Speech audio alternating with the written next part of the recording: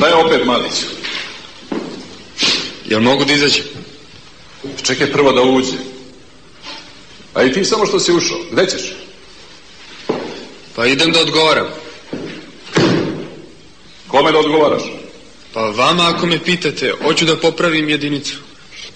Šta ovo treba da znači, Matić? Seo i učio. Hoće što pre da postane svoj čovek, kao Šilja. Dobro.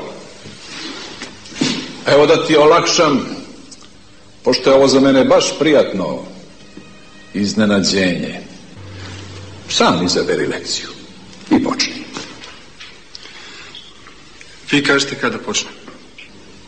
Sada. Položaj radničke klase. Pitanja i zadaci. Objasni zašto pogonske snage vetra, životinja, konja i vode nisu bile dovoljne za povećanje industrijske proizvodnje.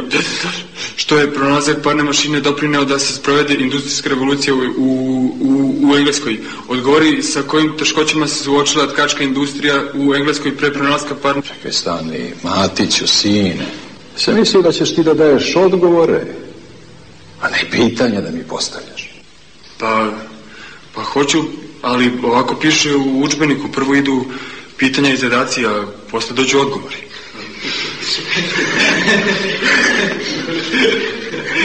Tako znači. Dobro. Ajde, nastavi. Konj kao radna snaga i vetar kao pokretač, i vetar kao voda, i vetar kao i voda kao kao energija. Oni su bili dobri oni su bili dobri u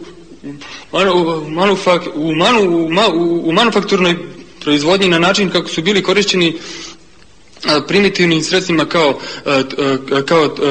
kao točak dolapa, mlinski kamen ili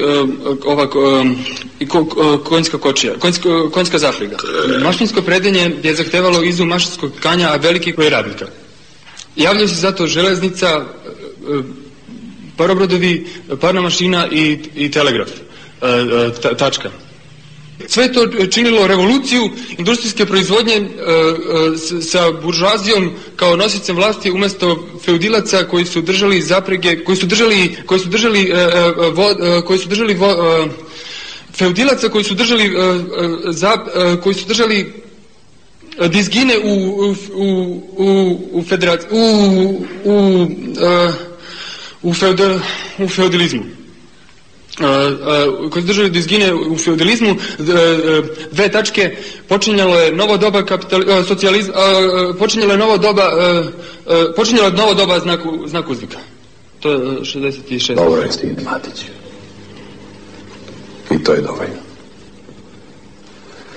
Nemaš više jedinicu. Ja mogu da izađem? Ajde. A gde ćeš ti, Luka? Ide da javi Borjanom Biću.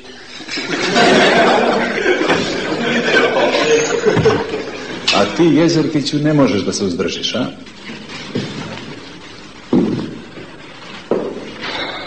Desilo se nešto neočekivano, mnogo lepo i izuzetno važno za našeg Matića. Nemoj da mu smetaš o tome. I niko od vas. Se čuo, Jezerkić?